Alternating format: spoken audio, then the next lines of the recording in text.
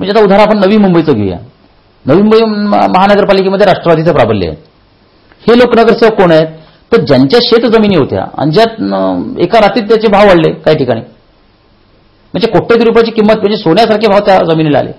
मग हे जे जमिनीचे मालक होते तेच पुढे नगरसेवक झाले. हेच तुम्ही पुण्याच्या आसपासचं नगराचं राजकारण बघा, उपनगराचं, म्हणजे अगदी हडपसर वगैरे बेल्ट घ्या, तिथलं राजकारण राष्ट्रवादीचं कसं आहे की त्यांनी तिथले जे मालक होते जमीन शेतकरी तेच त्याचे पार्टनर केले. त्यांच्यातच एक नगरसेवक, म्हणजे तो नगरसेवक आणि तिथली मतं आणि ती सत्ता, म्हणजे असं ते गणित मांडलेलं आहे. परत गेल्या 10 वर्षात राष्ट्रवादीने जो काही शेअर मिळवलेला आहे तो जास्तीत जास्त काँग्रेसचा मिळवलेला आहे.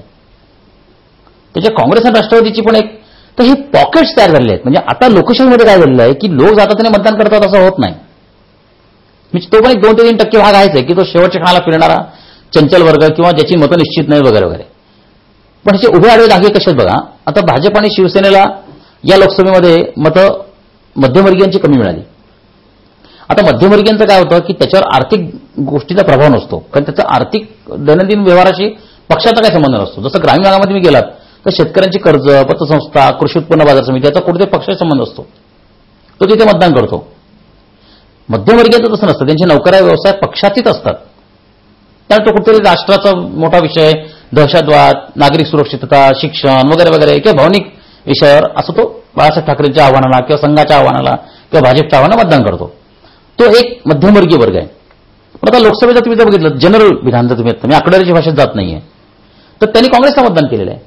त्याचं एक कारण मला असं वाटतं की आर्थिक मंदीमुळे हा जो मध्यमवर्ग बिथरला होता त्याला स्टॅबिलिटी पाहिजे होती, आणि भाजप आपल्याला स्टॅबिलिटी देऊ शकेल असं त्या मध्यमवर्गाला वाटलं नाही, किंवा त्यांना असं वाटलं नाही की आर्थिक मंदीवर यांच्याकडे उपाय आहेत. मग त्यांनी काँग्रेसला मतदान केलं. शहरांमध्ये बघा काँग्रेसला खूप मोठ्या प्रमाणात मतदान झालेल्या वेळेस. म्हणजे जो भाजपचा मतदार आहे तो तिकडे गेला कारण आर्थिक मंदीमुळे. म्हणजे जसा जसा माझ्यावर परिणाम होईल तसं माझं मत बदलू शकतं. म्हणजे एकीकडे डेडिकेटेड वोटर असतो, जसा आदिवासी भागातला आहे, की त्याच्यात तुम्ही कितीही कॅम्पेन करा. म्हणजे आता शरद पवारांना मानणारा एवढा मोठा एक गट आहे, एक बालेकिल्ला, की तुम्ही तिथे किती विचार त्यांच्याविरुद्ध प्रचार करा, ते त्यांना शरद पवारच मतदान करणार. किंवा काँग्रेसच्या बालेकिल्ल्यात तुम्ही किती शिवसेना भाजप तिथे ते काँग्रेसलाच मतदान करणार. आता ह्याचं कारण असं आहे की काँग्रेस आणि राष्ट्रवादी यांची स्वतःची एक बांधणी आहे. म्हणजे राजकीय, आर्थिक आणि सामाजिक हितसंबंधांची त्यांची एक साखळी आहे. तशी शिवसेनेची नाही. शिवसेनेचा कोणताही कारखाना नाहीये. आता आढळराव पाटील किंवा बाकीचे लोक काही थोडेफार आहेत, पण फार मोठ्या प्रमाणात पक्षाबद्दल म्हणून मी म्हणतोय आता की शिवसेनेची पक्ष संघटना म्हणून जी बांधणी आहे तशी ती सामाजिक आणि राजकीय नाहीये. म्हणून गेल्या 3-4 निवडणुकीत बघितलं तर शिवसेनेचा मतदार हा अतिशय क्रॉस सेक्शन मधला आहे. म्हणजे बाळासाहेब शिवसेनेला खूप, पाकिस्तानला खूप शिव्या घालतात म्हणून एक उच्चभ्रू वर्ग आहे की तो बाळासाहेबांना मतदान करेल. संघाचा एक वर्ग असा आहे की तो भाजप, म्हणजे तो नाराज आहे बाळासाहेबांच्यावरती किंवा शिवसेनेला पटत नाही त्याचं हिंदुत्वात, पण ते कट्टर भूमिका घेतात, ते आपल्या विचार ठाम राहतात, मग त्यांना एक मतदान करणारा वर्ग आहे. प्रस्थापित लोक जे आहेत ज्यांनी खालच्या वर्गाला नाळलेले, म्हणजे तिथे गरीब, श्रीमंत, मध्यमवर्गीय असे आले, परत ह्यात शेतमजूर, शेतकरी आले. मग श्रीमंत बागायतदार जे आहेत ते कोरडवाहूच्या लोकांना मदत करत नाहीत, किंवा पश्चिम महाराष्ट्रातील लोक जास्ती पैसा वळून घेतात म्हणून विदर्भ मराठा अन्याय होतो, म्हणून तिथला शेतकरी शिवसेनेला मतदान करेल. आता अत्यग्रस्त जो भाग आहे यवतमाळ वगैरे, जे 6 जिल्हे आहेत प्रमुख विदर्भातल्या, तिथले शेतकरी जे आहेत ते सरकारच्या विरुद्ध मतदान करतील. म्हणजे कर्जमाफी झाली तरी, प्राईम मिनिस्टर पॅकेज मिळालं तरी, कारण त्याचा तो राग आहे. तर तुम्हाला एकीकडे ह्या सगळ्या फॅक्टर, मग हे फॅक्टर्स किती आहेत ह्याचा मी विचार केला, आणि ह्याच्यावर एक असा रिपोर्ट प्रत्येक मतदारसंघाचा आपण आता या भागात करणार आहोत. आणि या मेथोडॉलॉजीमध्ये मी 3 टप्पे केलेले आहेत. पहिला रिपोर्ट 12 सप्टेंबर 2009 जाहीर होईल www.bhaskaroshi.com वर. दुसरा रिपोर्ट हा 1 ऑक्टोबर 2009 डिक्लेअर होईल, आणि 3 ऑक्टोबर निवडणुका झाल्यानंतर रिझल्ट डिक्लेअर होण्याच्या अगोदर, म्हणजे 15 किंवा 16 ऑक्टोबरला मी इंटरनेटवर डिक्लेअर करेन. तर वातावरण शक्तीमध्ये होणारे बदल आणि त्याचे मनानं होणारा बदल हा एक त्यातला भाग असेल. शुद्ध आकडेवारीच्या भाषेमध्ये एक भाग असेल, आणि त्याच्यासाठी कशा पद्धतीने नेत्यांचे जे कॅन्डिडेट्स आहेत त्यांचे वेव्हलेन्स, म्हणजे त्यांचे मेंदुलहरी वेव्हलेन्स त्यांच्या काढलेले आहेत. त्याच्यानंतर विज्ञानाचे नियम त्यांना कसे लागू होतात, मतदारसंघातलं गणित कसं आहे याच्या पद्धतीने एक विचार होईल. त्याच्याबद्दल मी तुम्हाला थोडक्यात काही माहिती सांगतो की कशा पद्धतीने मी करतोय. आता पहिलं उदाहरण घ्यायचं झालं तर waters mindset factors analysis report. म्हणजे आता मी याच्यात काय केलं की कोड तयार केलेले आहेत काही. आता उदाहरणार्थ URB म्हणजे अर्बन वोटर, RRL म्हणजे रुरल वोटर, BSS म्हणजे बिझनेस वोटर, MDT म्हणजे माइंडसेट ऑफ कॅन्डिडेट, त्याच्यानंतर ORT म्हणजे ओरॅटरी स्किल ऑफ कॅन्डिडेट म्हणजे कॅन्डिडेट भाषण किती चांगलं करू शकतो, त्याच्यानंतर मोटिवेशन, त्याच्यानंतर LNG म्हणजे लँग्वेज म्हणजे भाषेचा परिणाम होतो. आता उदाहरणार्थ जे सोलापूर जिल्हा घ्या तुम्ही, तिथे अक्कलकोट वगैरे कन्नडिकांचा प्रभाव आहे, तिथे भाषेचा परिणाम होतो. किंवा बेळगाव जे निपाणी वगैरे भाग आहेत तिथे एकीकरण महाराष्ट्र जो आहे त्याचा परिणाम होऊ शकतो. तर areas of voter, swing factors अशा पद्धतीने किंवा पॉलिटिकल गुरु. बऱ्याचदा काय होतं की एखादा नेता हा त्याच्या कट्टर अनुयासाठी वाटेल ते करायला तयार असतो, तर तो एक पॉलिटिकल गुरु तुमचा कोण आहे हा एक भाग असतो, पक्षाचा नेटवर्क हा एक भाग असतो.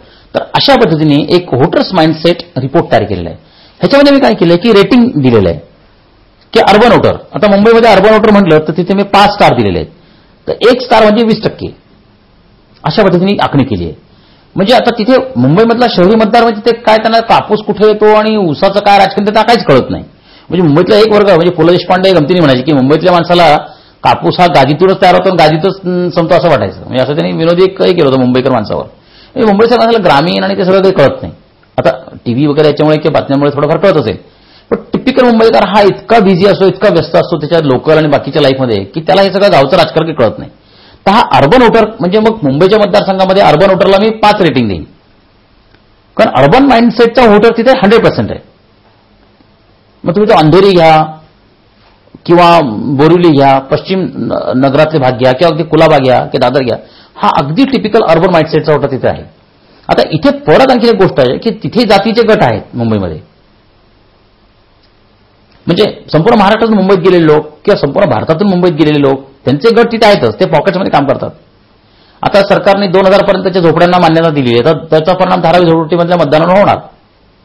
परत हे झोपडपट्टी दादा आणि त्यांचे गट हा एक वेगळा विषय आणखी नाही.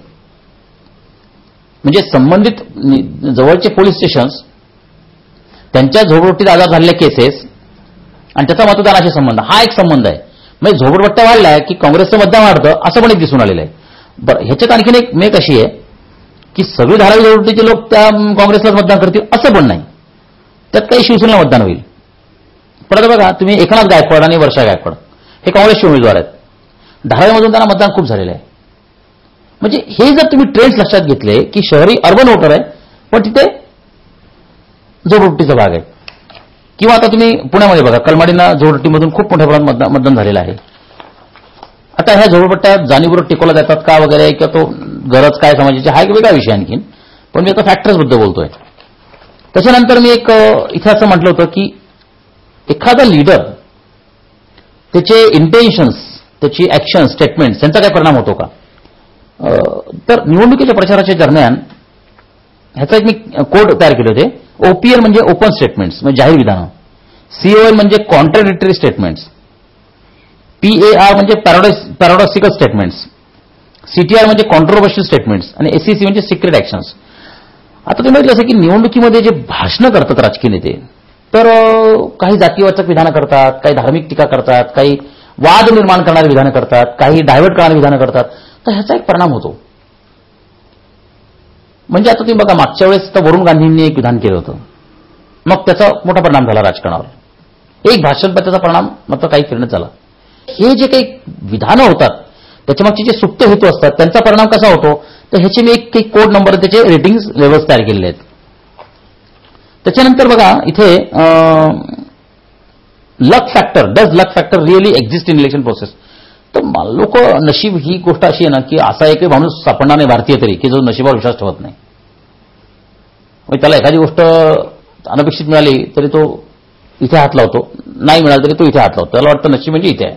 म्हणजे माणसाच्या कपाळावर आणि त्या रेषावर त्याचा काहीतरी नशिबाचा संबंध तो दाखवतो. म्हणजे नशीब फॅक्टर आहे. आता तुम्हाला मी एक उदाहरण देतो बघा, एक कंपॅरेटिव्ह स्टडी रिपोर्ट बघा. म्हणजे अक्षरशः 500 मतं 200 मतांनी निवडलेली काही लोक आहेत. आनंद गुडे मागच्या इलेक्शनमध्ये, ओमप्रकाश कडू, सुरेश वाघ, प्रफुल्ल पटेल, शिशू पटाले